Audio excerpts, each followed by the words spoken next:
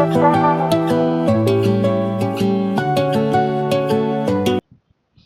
everyone, welcome to another video of Evara Academy, and today we are going to continue our series where we will discuss the question and answer that are most likely to come in the examination. So the question number one that we have for today is question a learner and learning friendly school environment. Okay, so basically let's get into the introduction. This is a highly repeated question. तो एक school एक ऐसी जगह है जहाँ पे सिर्फ physical structure हो जाने से, क्लासरूम हो जाने से, ब्लैक बोर्ड हो जाने से सारी चीज़ें हो जाएंगी, इसका दावा हम नहीं दे सकते। ये एक ऐसा इकोसिस्टम है जहाँ पे फिजिकल, साइकोलॉजिकल, सोशल, क्लाइमेट हर तरह का चीज़ डिटरमाइन करता है कि एक बच्चा अपने आप से खुद से डेवलप कर पाएगा या फिर बस सरवाइव करेगा उस दिन को, या फिर सोचेगा कि लाइक कैसे ये दिन खत्म हो और मुझे शांति मिले।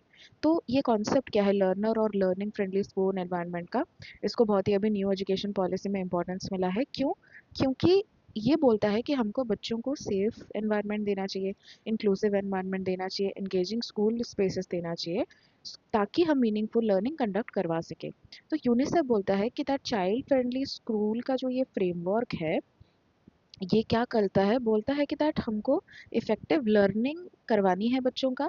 और इफ़ेक्टिव लर्निंग एक ऐसे एनवायरनमेंट में नहीं हो सकता जो जगह अनसेफ हो, या फिर जहाँ पे बच्चों को एक्सक्लूड किया जाए, या फिर बच्चों को डराया जाए, धमकाया जाए, मारा जाए।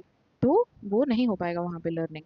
तो हमारा ये जो आंसर है इसी कॉन्सेप्ट के ऊपर निर्धारित है, जो कि बोलेगा हमको कि ऐसे क्या कैरेक्टरिस्टिक्स और क्या कंपोनेंट हमको लाना चाहिए ताकि एक बच्चा अच्छे एनवायरनमेंट में खुद को ग्रो होता हुआ देख सके, और एक्चुअली ग्रो करे इन द एनवायरनमेंट, ना कि डरे और अपनी ग्रोथ को रोक दे। तो मीनिंग क्या है, डेफिनेशन क्या है उस चीज़ की? A learner and learning friendly environment ऐसी स्कूल सेटिंग को रेफर करता है जो कि फिजिकल, सोशल, इमोशनल नीड्स को बच्चों का ध्यान रखता है, जो जगह सेफ हो और हर तरह के बच्चे को वहाँ पे इंक्लूसिव मतलब सेम तरह का ट्रीट किया जाता हो, स्टिमुलेटिंग हो यानी उनके दिमाग को यूज़ करने को, कॉग्निटिव पार्ट को अपील करता हो, और responsive of every individuals need. तो ये बहुत ही इंपॉर्टेंट है regardless of background and ability. ये बहुत ही इंपॉर्टेंट क्यों है कि क्लास में जब हम कोई कॉन्सेप्ट पढ़ाते हैं तो बहुत सारे बच्चे इजी कॉन्सेप्ट्स को पकड़ लेते हैं इजीली, लेकिन बहुत सारे बच्चे नहीं पकड़ पाते हैं। तो इसका मतलब ये नहीं है कि हम उनको ऑल टुगेदर पीछे छोड़ दे, बोल दे कि तुम लोग अपने ज़िंदगी में कुछ नहीं कर सकते, तुम लोगों का कोई मतलब फ़ायदा नहीं है पढ़ाई लिखाई करने का, जाओ जाके कुछ और करो। ऐसे अगर हम बोल देंगे या फिर उनके बैकग्राउंड को लेके कोई कमेंट कर देंगे कि तुम्हारा बाप तो ऐसा काम करता है, तुमको पढ़ने का कोई हक नहीं है, ऐसे लैंग्वेज यूज़ करके बात कर देंगे उनके साथ rudely, so they will never think that they can do something. They will always look at them through the eyes of a teacher, like the eyes of you basically। तो आपको अपने आप को वैसा बनाना पड़ेगा that they look at you, when they look at you they look at their own abilities, कि वो आगे कैसे ग्रो कर पाएंगे आपके हेल्प से, ना कि डरे और धमकाए जाए बच्चे। तो एक लर्निंग फ्रेंडली एनवायरनमेंट क्या होता है कि जो पेडागोजिकल कंडीशन है, ताकि हमारे क्लास का बेसिकली जो इंटरेक्शन है, बच्चे एक्टिवली एंगेज हों, हमारा जो कंटेंट पढ़ाया जा रहा है वो हमारे पढ़ाई के लिए रेलेवेंट हो, और हमारे टीचर का बच्चों के साथ अच्छा इंटरेक्शन हो। ये सारी चीज़ें क्या करती हैं, effective learning rather than passive rote absorption. तो ये क्या करता है, हमको बार बार ये चीज़ करने में याद दिलाता है कि हमको बच्चों को सिर्फ डरा धमका के चीज़ें रटवानी नहीं है, हमको बच्चों को प्यार से सिखाना है। तो यूनिसेफ क्या करता है, बोलता है कि दैट एक चाइल्ड फ्रेंडली स्कूल जो है हेल्दी होना चाहिए, प्रोटेक्टिव होना चाहिए, जेंडर सेंसिटिव होना चाहिए। यानी बच्चों को भेदभाव नहीं सिखाना है कि तुम लड़के हो तो तुम ये कर सकते हो, तुम लड़की हो तो ये नहीं कर सकती। एक्टिवली इन्वॉल्व चिल्ड्रन, सारी तरह के बच्चों को, सारी तरह की कम्युनिटीज़ को, फैमिलीज़ को अपने एक्टिविटीज़ में ऐड करना। जो आप एग्जाम्पल देते हो कल्चरली रेलिवेंट एग्जाम्पल सबके कम्युनिटी से हो। तो ये सारी जो टर्म्स है ना, वो क्या करती है, डिस्क्राइब करती है कि दैट एक स्कूल, क्या आपका स्कूल एक ऐसी जगह है जहाँ पे वो बच्चा फिजिकली सेफ फील करता है क्या, इमोशनली सिक्योर फील करता है क्या, सोशली एक्सेप्टेड फील करता है क्या, इंटेलेक्चुअली स्टिमुलेटेड इनफ है क्या टू लर्न ऑप्टिमली। सो इन सब का मतलब क्या है, फिजिकली सेफ यानी उसको कोई मारता पीटता नहीं हो, उसको मतलब फिजिकली कोई बुली नहीं कर रहा है, धकेल नहीं रहा है, फिजिकली हार्म नहीं कर रहा है। इमोशनली सिक्योर यानी वो बच्चा अगर रोना चाहे, या फिर अगर उसको किसी चीज़ का बुरा लग रहा हो, या फिर किसी चीज़ का दुख हो, तो वो आपके पास आ पाए। सोशली एक्सेप्टेड यानी वो बच्चा जो भी कर रहा है, मतलब उसकी society, society is basically your school, ठीक है, तो that is a mini version of your school. तो वहाँ पे वो जो भी करने की कोशिश कर रहा है वो चीज़ एक्सेप्टेड हो। लाइक फॉर एग्जांपल, अगर मेरे पास कोई बच्चा आके बोलेगा कि मैडम मैं आर्टिस्ट बनना चाहता हूँ, मैं एक इंजीनियर या फिर डॉक्टर नहीं बनना चाहता, तो बहुत सारे टीचर्स होते हैं जो बोलेंगे तुम अपने मम्मी पापा का पैसे क्यों खराब कर रहे हो, तुमको ये नहीं करना है, वो नहीं करना है, तुमको डॉक्टर इंजीनियर बनना पड़ेगा, उसके सिवा और दुनिया में कुछ है ही नहीं। तो this will create a very negative impact on his brain, right? ये बात सही नहीं है। उसको जो करना है वो करना चाहे तो वो कर सकता है। इंटेलेक्चुअली स्टिमुलेटेड इनफ, यानी हमको बच्चों को इंटेलेक्चुअली स्टिमुलेट करना पड़ेगा, यानी उनका जो thinking part of the brain है उसको एक्टिव करना पड़ेगा, सो दैट कि हम सिर्फ उनको रटवाने में फोकस ना करें, हम उनको नॉलेज देने में फोकस करें और वो उस नॉलेज को एक्सेप्ट भी कर पाएं। नीड एंड इम्पोर्टेंस, मतलब इस चीज़ का क्या कारण है? तो साइकोलॉजिकल सेफ्टी एनेबल्स लर्निंग। तो मैस्लोज हायरार्की ऑफ नीड्स पे एक चीज़ इन्होंने यहाँ पे हमको बताई है कि दैट एक बच्चा जो फील करता है अनसेफ और एंग्शियस, वो हायर ऑर्डर थिंकिंग नहीं कर पाएगा। क्यों? क्योंकि जब हम fear, when we are facing, you must have read 3F। तो जब हम बच्चे में क्या करते हैं कि जब हम एंग्शियस हो जाते हैं तो हमारा ब्रेन ना all of a sudden survival mode पे चला जाता है, जहाँ पे हमको फाइट या फ्लाइट वाला मोड हम बोलते हैं, ठीक है? तो फाइट या फ्लाइट वाला मोड पे जब हमारा माइंड चला जाता है तो हमको बस ये देखना है कि हम कैसे सरवाइव कर रहे हैं इधर, हाउ वी आर सर्वाइविंग। आपका हायर ऑर्डर थिंकिंग स्किल की सिंपल बात है, अगर आप शांत रहोगे तो आप कुछ सोच पाओगे। अगर आप हर वक्त डरे डरे रहोगे, कोई मारता पीटता है, कोई डराता है, कोई गाली गलौज करता है, अगर आप हर दिन उस टेंशन में रहोगे तो आप पढ़ ही नहीं पाओगे। तो एक बच्चा जो कि क्लास में डेली बुली किया जा रहा है रिसेस में, तो वो अपने पढ़ाई में कॉन्सेंट्रेट नहीं कर पाएगा। तो reduces drop out and absenteeism, obviously. अगर एक जगह फ्रेंडली होगी, अगर वहाँ पर बच्चों को मारा पीटा नहीं जाएगा, तो जो फर्स्ट जनरेशन लर्नर्स हैं और जो लड़कियां हैं वो वहाँ पे सेफ फील करेंगे, वेलकमिंग फील करेंगे, तो वहाँ पे रहेंगे ना। अगर उनको डराया जाएगा, उनको ऐसा नहीं सेक्सुअल हरासमेंट फेस किया गया उन्होंने, फिर या फिर किसी ने उनको, फर्स्ट जनरेशन लर्नर यानी पीपल जो रिजर्व कास्ट से बिलोंग करते हैं उनको फर्स्ट जनरेशन मतलब लर्नर बोलते हैं, ठीक है? तो अगर उन्होंने कुछ ऐसा फील किया कि दैट उनको कोई डिस्क्रिमिनेटरी वे में बात कर रहा है, तो वो लोग क्या करेंगे? वो बोलेंगे कि छोड़ो पढ़ाई लिखाई, वो मतलब छोड़ के चले जाएंगे। तो वहाँ पे क्या है, हमारा ये डॉक्यूमेंटेड है कि दैट बच्चे विथड्रॉल इसलिए कर रहे हैं क्योंकि सेकेंडरी लेवल में, रूरल एरियाज में बच्चे अनसेफ फील कर रहे हैं, अनवेलकम फील कर रहे हैं। तो this is not the right way to do things. फिर हमको क्या करना है कि दैट सपोर्ट्स इंक्लूसिव पार्टिसिपेशन। तो हमको ऑब्वियसली सारे बच्चों को, जो भी जहाँ से भी हों, जो भी लैंग्वेज बोलते हों, जो भी कम्युनिटी से हों, उनको डिसेबिलिटी हो या ना हो, जो भी हो, उनको सारे बच्चों को हमारे पार्टिसिपेशन मतलब एक्टिविटीज़ में पार्टिसिपेट करवाना है।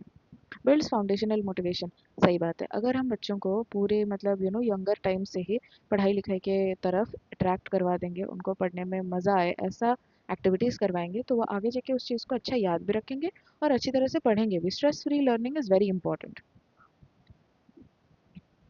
फिर क्या है एसेंशियल कैरेक्टरिस्टिक्स? तो physical safety and adequate infrastructure. तो एक जगह पे सब मतलब अच्छा वाला ड्रिंकिंग वाटर होना चाहिए, फंक्शनल टॉयलेट्स होना चाहिए, लड़कियों के लिए अलग होना चाहिए, क्लासरूम सेफ होने चाहिए, accessible ramps for children with disabilities and baseline requirement. Safe classroom यानी बहुत सारे क्लासरूम में ऐसा आप देखोगे कि फ़ैन बहुत ही खड़ा खड़ा खड़ा खड़ा होकर चल रहा है।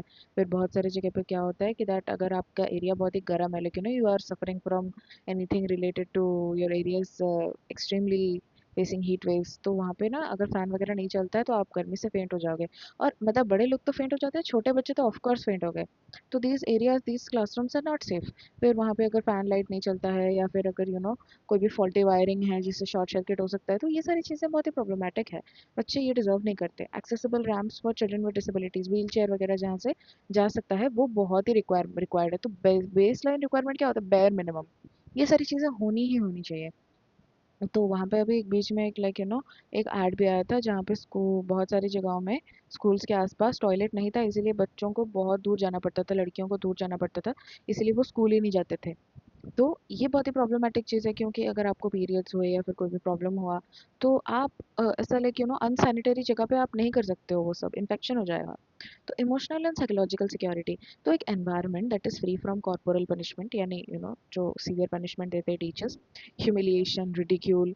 तो ह्यूमिलिएशन मतलब बहुत सारे टीचर क्या करते हैं, अगर कोई बच्चा पढ़ नहीं पाता तो उनको ह्यूमिलिएट करते हैं, उनका मजाक बना देते हैं क्लास में सबके आगे। और अगर टीचर मजाक बना रहे हैं तो बच्चे भी उसी की चीज़ वही करेंगे ना। अगर किसी बच्चे ने देखा कि टीचर उनका मजाक उड़ा रहा है एक बच्चे का, तो वो भी वही चीज़ रिपीट करेगा। वो उनको जिस जिस नाम से ऐसा बुलाएगा, लाइक भोंदू करके कुछ बुला दिया, तो बच्चे भी वही चीज़ बुलाएंगे उसके आगे।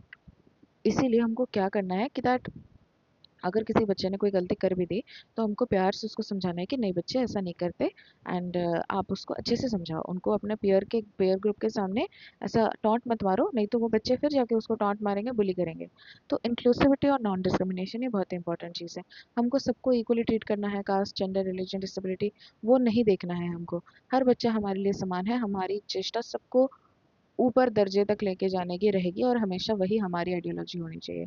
तो एक बच्चा है, उसको नीड के हिसाब से, like for example wheel chair बच्चा यूज़ कर रहा है, तो उसको सामने अगर लाके बिठा दो या फिर ऐसी एक्टिविटीज़ कराओ जहाँ पे आप उसको भी इन्वॉल्व कर सको, तो उसको अच्छा लगेगा, उसको ऐसा नहीं लगेगा कि उसको साइडलाइन कर दिया जा रहा है। तो वो क्या करेगा, क्लासरूम में एंगेज होने की कोशिश करेगा। अगर वो पहले हो भी नहीं रहा था, अब ट्राई करेगा। स्टिमुलेटिंग एंड एंगेजिंग पेडागोजी, तो एक्टिव पार्टिसिपेटरी टीचिंग मेथड्स हमको बहुत ही इंपॉर्टेंट है यूज़ करने के लिए, क्योंकि अगर हम आएंगे बच्चे को लेक्चर दे देंगे, बस ये कर दो, वो कर दो, बस ख़त्म, क्या फ़ायदा हुआ उससे? क्यों?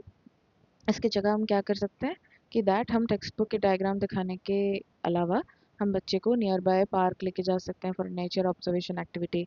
लेट्स से कोई प्लांट वाला चैप्टर पढ़ाया जा रहा है, नेचर में जो एबायोटिक कंपोनेंट बायोटिक कंपोनेंट वाला क्या रिसोर्सेज वाला चैप्टर होता है, वो अगर हम लाइक पढ़ाने के लिए ऐसा एक अप्रोच यूज़ करें तो बच्चे को अच्छे से याद रहेगा। पॉजिटिव टीचर स्टूडेंट रिलेशनशिप, तो पॉजिटिव टीचर स्टूडेंट रिलेशनशिप क्या, तो टीचर्स को ऐसा होना चाहिए कि दैट अगर उनको कोई प्रॉब्लम हुआ, लाइक बच्चों को कोई प्रॉब्लम हुआ, तो वो फ्री फील करें आके टीचर से बात करने के लिए, ना कि नहीं नहीं टीचर क्या बोलेंगे, शायद मुझे जज करेंगे, डर के मारे में कुछ नहीं बोलूँगा। फिर बड़े बड़े प्रॉब्लम्स में अगर फंसेंगे तो अथॉरिटेरियन टीचर होंगे तो वो बोलेंगे कि नहीं, वो मुझे जज करेंगे, मारेंगे, तो वो सब प्रॉब्लम बच्चों के मन में नहीं आना चाहिए। हमको ऐसा as a teacher environment create कराना पड़ेगा कि बच्चों के मन में ये चीज़ें ना आए। तो हमको बच्चों को ट्रस्ट करवाने के लिए भी बहुत मेहनत करनी पड़ेगी। फिर क्या है, इसके कंपोनेंट और एलिमेंट क्या है? First physical component, physical component क्या है? तुम्हारा इंफ्रास्ट्रक्चर। इंफ्रास्ट्रक्चर, फिर इंफ्रास्ट्रक्चर में तुम्हारा जो रूम है, फिर लाइट है, फैन है, वो सब होना चाहिए। फिर proper age, furniture appropriate to age, तो furniture appropriate to age is very important. We remember that जब मैं फोर्थ क्लास में थी, तब भी हमको क्लास 2 और क्लास 3 के बेंच में बिठाते थे, तो वो those benches were very small for us, तो it was very irritating. And there was this one particular section that was in sixth class, but they had to sit in the 10th class classroom, so उनका पैर नीचे नहीं लगता था। तो ये सब ठीक ठीक नहीं है ना, तो हमको अप्रोप्रिएट फर्नीचर भी लाना पड़ेगा बच्चों की एज के हिसाब से। रूम प्रॉपर्ली वेंटिलेटेड होना चाहिए, वहाँ पे बहुत सारे ऐसे झरोके होने चाहिए ताकि हवा आता जाता रहे। लाइटिंग अच्छी होनी चाहिए, ना कि बहुत ही तेज जिससे आँख दर्द करे, ना कि बहुत ही डिम जिससे देखा ना जाए। And safety features like fire exits and boundary walls, ये सब बहुत नेसेसरी है। In case of a sudden fire बच्चे आराम से निकल पाएँ उस जगह से सेफली। साइकोलॉजिकल कंपोनेंट है, क्लास क्लाइमेट ऑफ इंकरेजमेंट, बच्चा कुछ भी करे, अगर वो ट्राई भी कर रहा है, आंसर सही नहीं दे पा रहा हो लेकिन ट्राई भी कर रहा है ना, तो हमको उसको इनकरेज करना चाहिए। अगर हम उसको डिस्करेज कर देंगे, कुछ गाली गलौज कर देंगे, तो दूसरी बार वो उतना भी नहीं कर पाएगा, दूसरी बार वो उतना ट्राई भी नहीं करेगा। तो इसीलिए हमको बच्चे को पॉजिटिव रीइंफोर्समेंट देना चाहिए, एंड हमको उसको ऐसे एनवायरनमेंट में रखना चाहिए जहाँ पे वो ऐसा फील करे कि वो रिस्पेक्टेड है। तो तभी जाके उसका डर छूटेगा, उसको मजाक बनाने लाइक उसके अंदर ये डर नहीं रहेगा कहीं उन्होंने मेरा मजाक बना दिया तो। और excessive competition, like for example teachers क्या करते हैं, बेटर रिजल्ट्स लाने के लिए बच्चों को आपस में भिड़वा देते हैं, लेकिन excessive competition amongst the students themselves, now what that causes is that causes a lot of chaos amongst the students, right? तो उनके अंदर भी बहुत ही प्रॉब्लम होता है उनको, ऑब्वियसली होगा ही, क्यों नहीं होगा? क्योंकि बच्चों को ऑब्वियसली बहुत ही ऑलरेडी तो दे आर अंडर प्रेशर, फिर अगर वो अपने एक दूसरे को एनिमी की तरह देखने लगेंगे तो वो वैसे भी ट्रीट करेंगे, उनका बिहेवियर ऑल्सो वो टर्न लाइक दैट। अभी सोशल कंपोनेंट क्या है, पीयर रिलेशनशिप्स अच्छे से डेवलप होनी चाहिए। तो पीयर रिलेशनशिप्स का मतलब है मैं अपने दोस्त के साथ कैसे बिहेव करता हूँ, मैं उनको हेल्प करता हूँ कि नहीं, अगर मेरा लाइक उनके तरफ बिहेवियर कैसा है, अच्छा है बुरा है, मैं उसको मतलब am I a team player, क्या मैं टीम वर्क अच्छे से कर पाता हूँ? कोऑपरेटिव ग्रुप वर्क के साथ साथ, मतलब कोऑपरेटिव ग्रुप या नहीं, ऐसे बहुत सारे टाइम पे क्या होता है, ग्रुप वर्क एक बच्चे को दिया जाता है, लेकिन वो एक ग्रुप को दिया जाता है, काम एक ही बच्चा करता है, बाकी बच्चे ही करके चले जाते हैं। तो वो ठीक नहीं है ना, सारा प्रेशर अगर एक ही बच्चे पे पड़ेगा तो वो नेक्स्ट टाइम काम क्यों करेगा?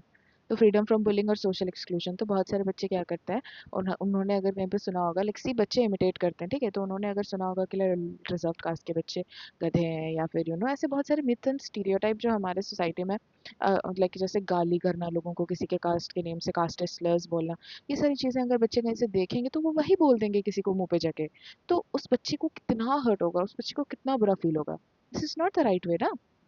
तो हमको किसी की आइडेंटिटी हर्ट नहीं करनी है, और हमको बच्चों को कोऑपरेशन सिखाना है। तो ये थोड़ा आंसर शॉर्ट होगा, लेकिन आपको थोड़ा डिस्क्राइब करके लिखना है। I just give you the main points.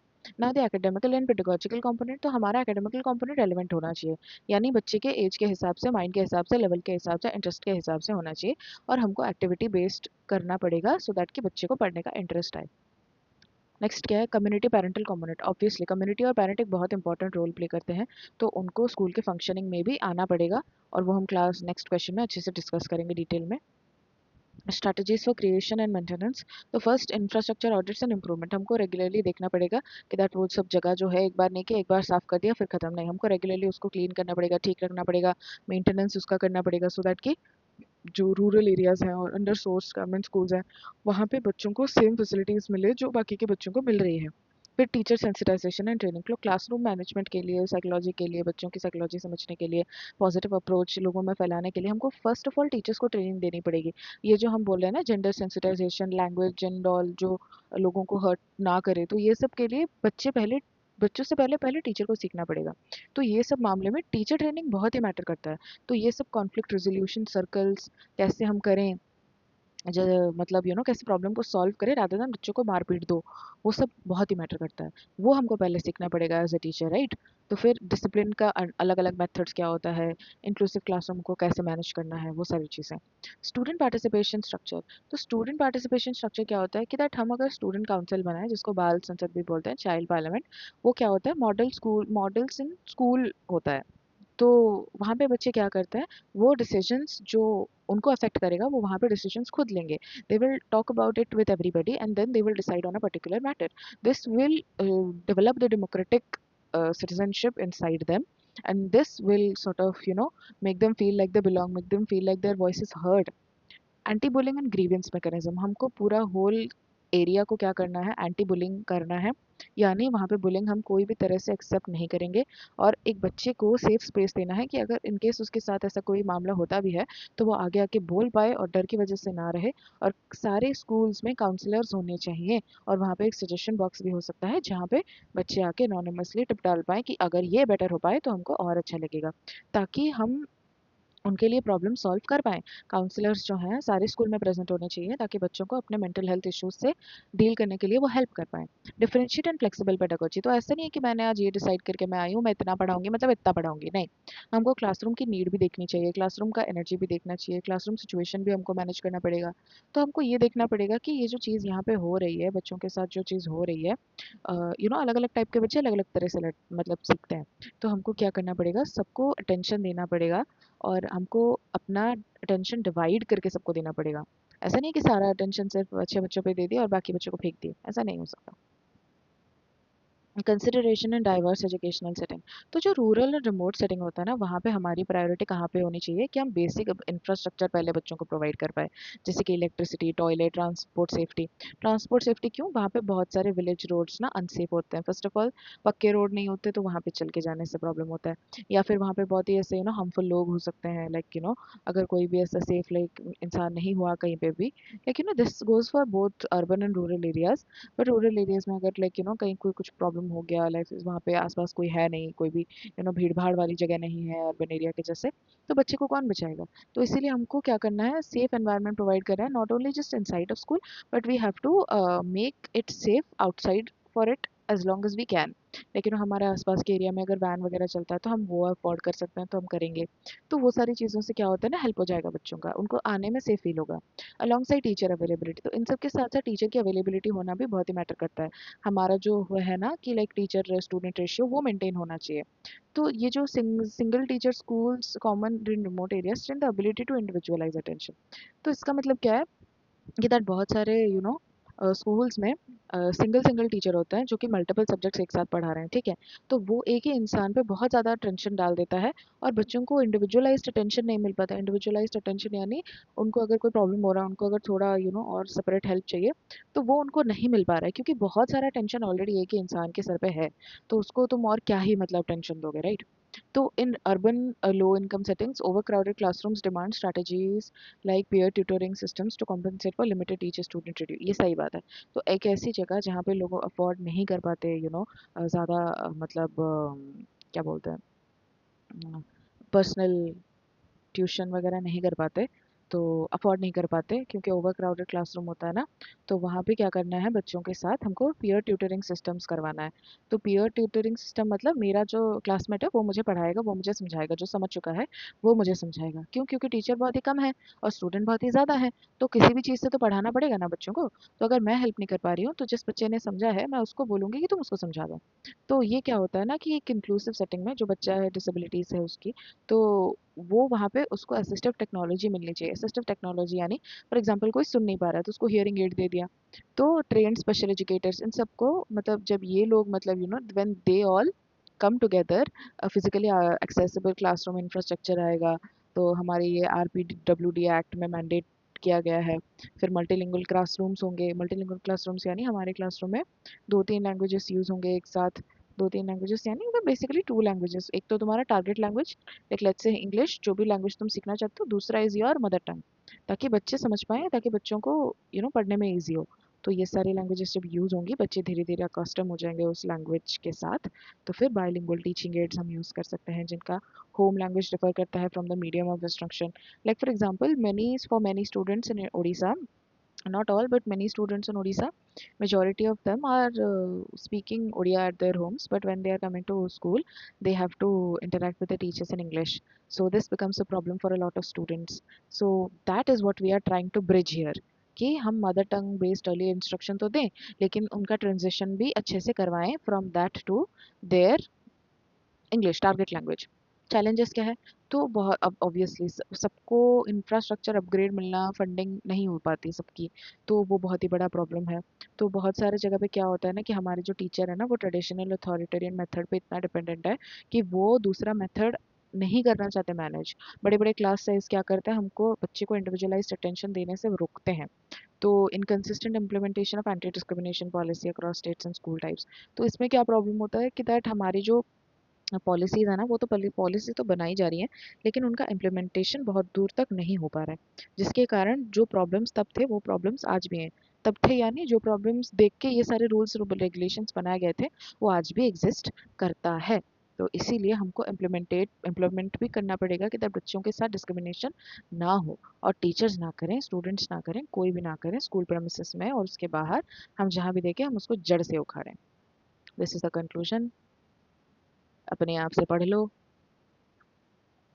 Next question, the community and school community relationship. तो अभी क्या है कि दैट एजुकेशन सिर्फ स्कूल के गेट पे ख़त्म नहीं हो जाता, उसकी जो सराउंडिंग कम्युनिटी है, जो घर पे पेरेंट्स हैं, उनके आसपास जो लोकल इंस्टीट्यूशंस हैं।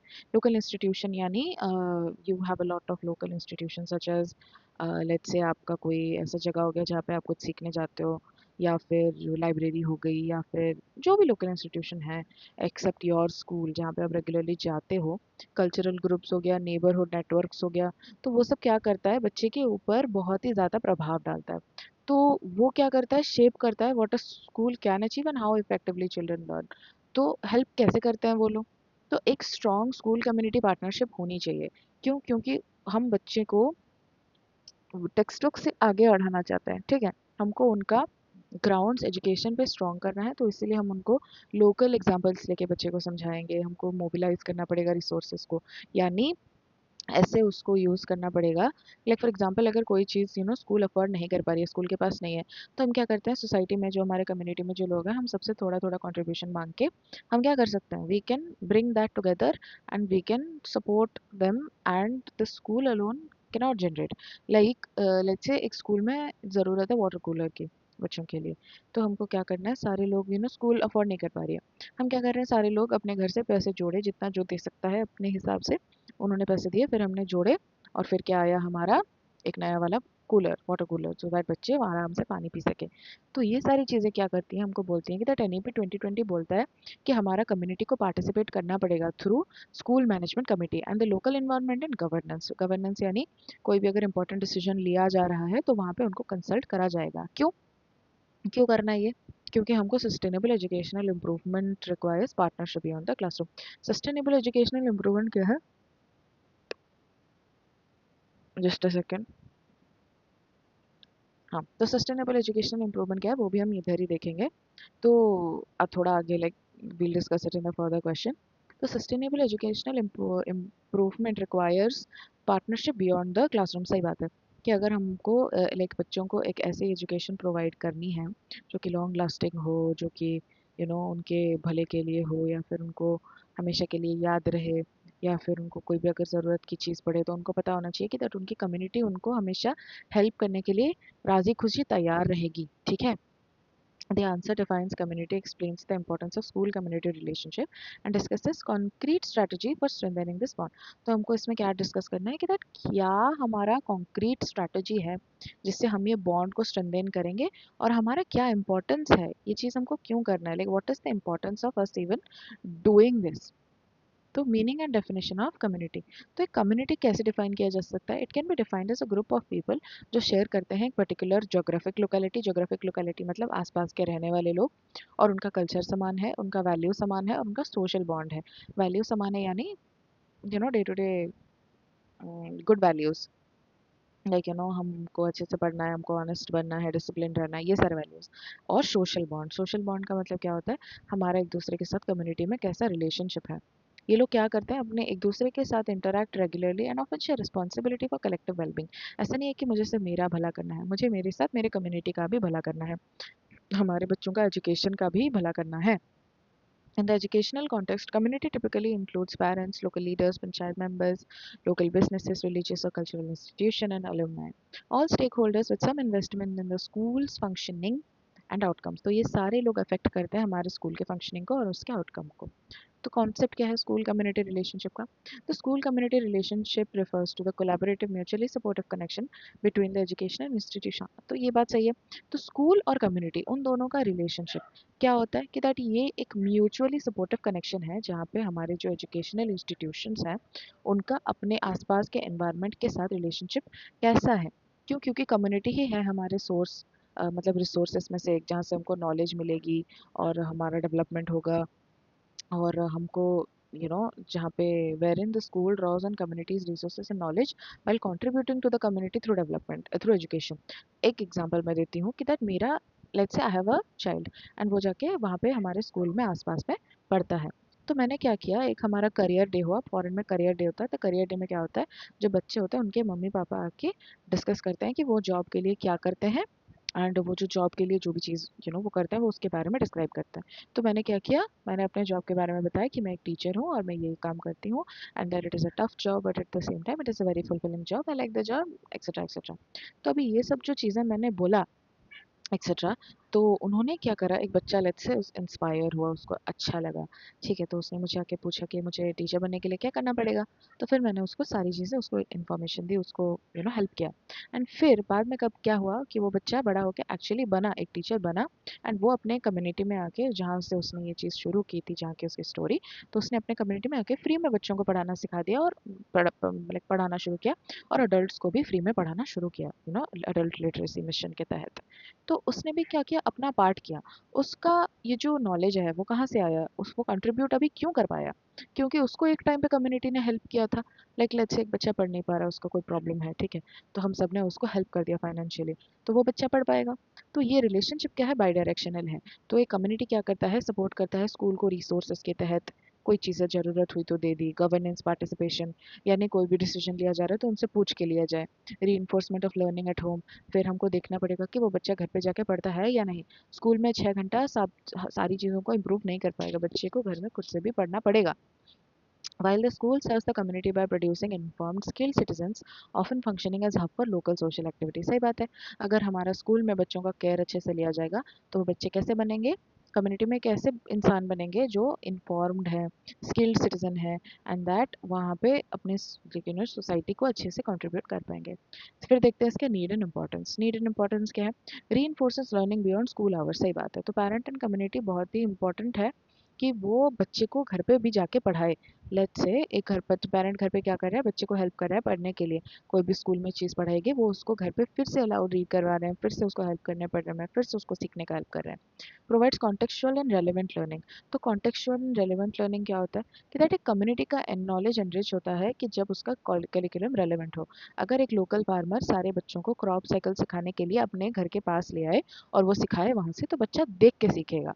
तो ये एक्सपीरियंशियल लर्निंग हो गई, जो कि बहुत ही इंपॉर्टेंट पार्ट है। फिर क्या है मोबिलाइज रिसोर्सेज। तो कम्युनिटी क्या करता है, सप्लीमेंट कर सकता है लिमिटेड स्कूल बजट्स जहाँ पे है वहाँ पे कंट्रीब्यूट कर सकता है। कैसे, वॉलंटियर लेबर। फॉर एग्जांपल हमारा ना एक स्कूल वगैरह साफ करने का रिक्वायरमेंट है, लेट्स से पूरा ऐसे जैसे क्लीन होता है वैसा पूरा हमको क्लीन करना है। तो एक इंसान के बस की तो नहीं है कि पूरा होल जगह क्लीन कर सके। तो कम्युनिटी आते क्या करता है, हेल्प करता है। कोई भी इवेंट हो गया या फिर हमारे वहाँ पे like event as in let's say Saraswati पूजा, गणेश पूजा, कोई भी ऐसी पूजा हो गई, तो लोग क्या करते हैं, सारे लोग आते हैं, सब क्लीन वगैरह करते हैं, हेल्प करते हैं, and then they can do the work. जो भी पूजा वगैरह वो कर सकते हैं।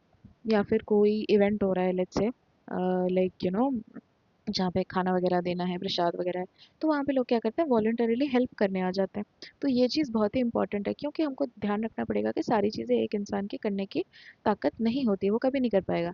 तो हमको उसको हेल्प करना पड़ेगा फिजिकल लेबर में, या फिर on in kind support. In kind मतलब पैसा। तो जब हमको पैसे से हेल्प कर सकते हैं अगर किसी भी चीज़ के लिए, लेट्स से पेन वगैरह टूट गया है किसी चीज़ का, या फिर कोई इंपॉर्टेंट नेसेसरी चीज़ बच्चों के पास नहीं है, तो वो क्या करता है, हम उनको हेल्प कर सकते हैं। या फिर कोई चीज़ें दे के भी हेल्प कर सकते हैं। तो कैसे, local artisans donating materials for school crafts activity. सही बात है, सारे बच्चे अफोर्ड नहीं कर सकते, तो लोकल आर्टिजन्स अगर डोनेट करते हैं paint brushes, colours, that is a very important thing. Strengthens accountability and governance, it is very important. How do they strengthen accountability and governance? तो कम्युनिटी क्या करता है, पार्टिसिपेट करता है in school management. Community improves oversight of school functioning, attendance and fund utilization। तो fund utilisation क्या होता है कि अगर पैसा आया है तो वो किस चीज़ पे खर्च होगा। हमारा इम्पॉर्टेंट पार्ट क्या है, जहाँ पे हमको पैसा खर्च करना है। बच्चों का अटेंडेंस अगर गिर रहा है तो क्यों गिर रहा है, बच्चे स्कूल क्यों नहीं आ रहे हैं, ये सारी चीज़ें हमको डिस्कस करनी पड़ेंगी। किसके साथ, हमारे एसएमसी के जो मेंबर होंगे, कमेटी मेंबर्स होंगे, उनके साथ हमको डिस्कस करनी पड़ेगी, सो दैट कि हम प्रॉब्लम्स के सोल्यूशन निकल पाएँ। फिर बिल्ड्स क्या, सोशल एंड कैपिटल ट्रस्ट। तो build social and capital trust. Social capital and trust का मतलब क्या होता है कि अगर हम बच्चों के साथ स्ट्रॉन्ग रिलेशनशिप फॉर्म करें, हमारे कम्युनिटी के साथ मिलके स्ट्रॉन्ग रिलेशनशिप फॉर्म करें, तो बच्चों के ड्रॉप आउट रेट घट जाएंगे, यानी बच्चे स्कूल नहीं छोड़ेंगे। ठीक है। तो फैमिलीज क्या करेंगी, who feel invested in respected by the school, that are more likely to support consistent attendance. अगर उन स्कूल्स को पता चलता है कि दैट हमारे बच्चे की एक्चुअली केयर ली जा रही है, बच्चा रिस्पेक्टेड है बाय द स्कूल, बच्चे को एक्चुअली एक अच्छा फ्यूचर मिलेगा वहाँ पे, तो वो बच्चा वहाँ पे क्या करेगा, उनको छोड़ने का चांस दिया जाएगा, वहाँ पे उनको जाने का मौका दिया जाएगा। ये किसके लिए ट्रू है, specially for the girls in the conservative rural context. तो वहाँ पे बच्चों को पढ़ने का मौका नहीं दिया जाता, बहुत सी जगह पे आज भी बच्चों को शादी करा के भेज दो, यही मेंटेलिटी रखते हैं। लेकिन जब टीचर जाके उनको कन्विंस करते हैं, उनसे बात करते हैं, फिर क्या होता है, उनको आगे बढ़ने का मौका दिया जाता है। आप आदर्श बाल विद्यालय देखिए, इसमें बहुत सारे कॉन्सेप्ट आपको उससे देख के ही पता चल जाएंगे। स्ट्रैटेजी क्या है स्ट्रेंथन करने की, स्कूल मैनेजमेंट हमने पढ़ा कि वहाँ पे ऐसे कमिटीज़ होने चाहिए जहाँ पे लोग एक दूसरे के साथ बात करके डिस्कशन करके सारी चीज़ें करते हैं, ताकि सारी प्लानिंग फंक्शनिंग सब अच्छे से हो। फिर parent teacher association regular meeting, बच्चों के मम्मी पापा के साथ अच्छे से डिस्कशन करना पड़ेगा आपको कि दैट बच्चा पढ़ रहा है कि नहीं पढ़ रहा तो क्यों नहीं पढ़ रहा, एकेडमिक परफॉर्मेंस कैसा है, बेटर कैसे हो पाएगा, घर पे उसको कैसे हेल्प करें। ये सारी चीज़ों से बच्चा, उसका डेवलपमेंट हो पाएगा, और मम्मी पापा को भी पता चलेगा कि बच्चा कर क्या रहा है। ठीक है। कम्युनिटी रिसोर्स मोबिलाइजेशन, ऑब्वियसली मैंने जैसे बोला करियर डे ना, अगर वैसा एक दिन होता हमारे यहाँ के स्कूल्स में, जहाँ पे लोकल प्रोफेशनल्स यानी आसपास में लोग जो भी करते हैं वो लोग आते हैं, आर्टिशंस आते हैं, एल्डर्स लोग आते हैं, तो वो लोग अगर कंट्रीब्यूट करें टू एनरिच टीचिंग, मतलब वो अपने अपने फील्ड के बारे में बच्चों को सिखाएं, तो वहाँ पे बच्चों को बहुत सारी चीज़ें सीखने को मिलेगी। जैसे कि एक लोकल डॉक्टर आके क्या करते हैं, जो कि रिटायर्ड है, वो बच्चों को हेल्थ अवेयरनेस के बारे में एक सेशन देते हैं, तो उससे बच्चों को कुछ ना कुछ नया तो सीखने को मिलेगा। Open school events and exhibition. तो open school events and exhibition क्या होता है कि दैट हम ऐसे इवेंट्स करें जैसे annual day celebration, science exhibition. यहाँ पे कम्युनिटी मेंबर्स आती हैं, देखते हैं, हमारे स्कूल्स में एग्जीबिशन होता था, टीचर्स आते थे, देखते थे, और फिर बच्चों को प्रेज भी करते थे। और हमारे यहाँ पे ना एक होता था कि दैट अगर आपके पेरेंट्स को कोई भी चीज़ अच्छा लगा, then they can take it home. Like एक इवेंट होता था जहाँ पे हम लोग ऐसे चीज़ें लेके आते थे घर से, हैंडमेड चीज़ें बेचने के लिए, तो जिसको भी जो भी पसंद आता था वो उसको ले सकते थे। ये एंटरप्रेन्योरियल स्पिरिट को डेवलप करता है। तो इसीलिए बच्चों को एक मतलब अच्छा लगेगा कि नहीं चलो हमने मेहनत करी है लेकिन हमने मिल के करी है। Community based projects and service learning. तो हमको कम्युनिटी बेस्ड प्रोजेक्ट्स पे बच्चों को इन्वॉल्व कराना पड़ेगा। जैसे क्लास 8 के सोशल साइंस बच्चों को अगर हम गांव के क्लीनलीनेस सर्वे के बारे में हम करने के लिए भेजते हैं, तो वहाँ पे बच्चों को क्या पता चलेगा, जो भी पता चलेगा वो उनको क्या रिप्रेजेंट करेंगे, कहाँ पे, लोकल पंचायत में। तो वहाँ पे बच्चे पढ़ तो रहे हैं, उसके साथ साथ कम्युनिटी को हेल्प भी कर रहे हैं, क्योंकि उनके साथ साथ उनका रिसर्च वाला ब्रेन भी डेवलप हो रहा है। विलेज क्लीनलीनेस यानी क्या, कौन सा पार्ट साफ है, कौन सा पार्ट नहीं है, कौन सा पार्ट साफ होगा, कैसे हम करके उसको बेटर करवा सकते हैं, वो सारी चीज़ें। तो हमको लोकल नॉलेज यूज़ करना पड़ेगा इन curriculum, it is very important. आप लोकल हिस्ट्री को ऐड करो, लोकल फोकलोर को ऐड करो, लोकल कहावत को ऐड करो, ताकि बच्चे जो घर पे सुनते हैं उसी चीज़ को रिलेट करके पढ़ पाए, प्रीवियस नॉलेज से उनका वो रिलेट हो पाए। तो वो सब ट्रेडिशनल प्रैक्टिसेस को हम लेसन्स में बदल रहे हैं। जैसे कि एक लैंग्वेज टीचर इंक्लूड करते हैं फोक स्टोरी इन द क्लास 5। तो अगर हम कोई भी टीचिंग सब्जेक्ट पढ़ा रहे हैं तो वहाँ पे हम अगर ऐसा एग्जाम्पल ऐड कर दें तो बच्चे अच्छे से सीख पाएंगे, तो उनको कम्युनिटी और कल्चर को भी रिस्पेक्ट करना आएगा with education. Digital and social media outreach, तो हमको एसएमएस अलर्ट्स कैसे करना है, व्हाट्सएप ग्रुप कैसे चलाना है, कम्युनिटी रेडियो कैसे यूज़ कर सकते हैं। तो ये सारी मतलब बेसिकली हमारे स्कूल में जो भी चीज़ें हैं वो स्टूडेंट्स को कैसे इन्फॉर्मेशन कैसे जाएगा, वो सारी चीज़ें, स्टूडेंट का प्रोग्रेस, ये सारी चीज़ें पेरेंट्स तक पहुंचना बहुत ही इंपॉर्टेंट है। तो अगर कोई भी पेरेंट्स नहीं आ पाते पीटीए में कोई भी काम की वजह से, तो उन तक इम्पॉर्टेंट डिटेल्स पहुंच जाएगी। रोल क्या है स्कूल एडमिनिस्ट्रेशन का?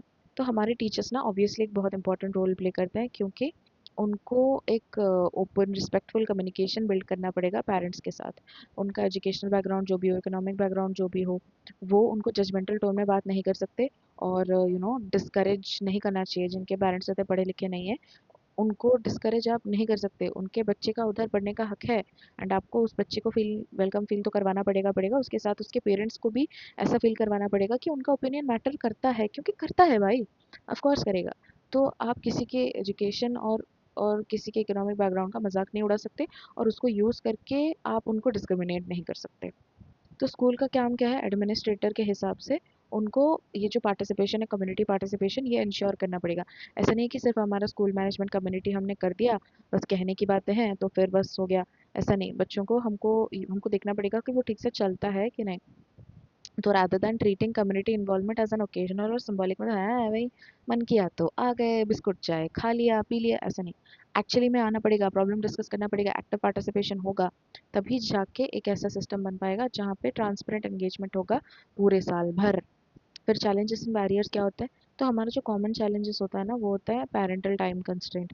अगर उनका कोई प्रॉब्लम है तो वो आ नहीं पाते, अगर वो ज़्यादा पढ़े लिखे नहीं हैं, तो उनका एक खराब कॉन्फ्लुएंस होता है कि फॉर्मल स्कूल प्रोसेस में जाके क्या करें, वो तो हम तो कुछ समझ नहीं पाएंगे, हमको अगर कोई बोल दिया पूछ लिया कुछ तो हमको ख़राब लगेगा।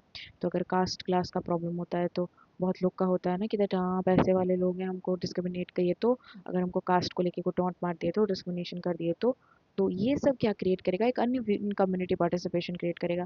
अनइवन क्यों, वहाँ पे एक ही कम्युनिटी का आइडिया आपको मिल रहा है, एक ही कम्युनिटी का ओपिनियन आपको मिल रहा है, लेकिन बाकी कम्युनिटी का ओपिनियन नहीं मिल रहा है।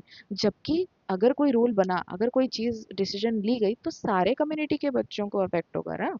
तो सबका हक बनता है कि सब अपना मतलब मतदान करें। And occasional resistance from schools reluctant to share decision making authority, तो स्कूल क्या करता है ना, उनको पसंद है कि हाँ हमको जो मन करेगा हम वही करेंगे। तो वो वहाँ पे प्रॉब्लम बन जाती है, क्योंकि अगर स्कूल वो चीज़ को नहीं बदलेंगे, वो आइडियोलॉजी को चेंज नहीं करेंगे, तो प्रॉब्लम हमको ही होगी, प्रॉब्लम स्कूल को ही होगी, प्रॉब्लम बच्चों को ही होगी। तो लोकल कम्युनिटीज़ का इन्वॉल्वमेंट बहुत मैटर करता है। कंक्लूजन आप खुद पढ़ें, अगर कोई डाउट हो तो कमेंट में बताएं। Please like share and subscribe. Tata bye bye, have good examinations, love you guys.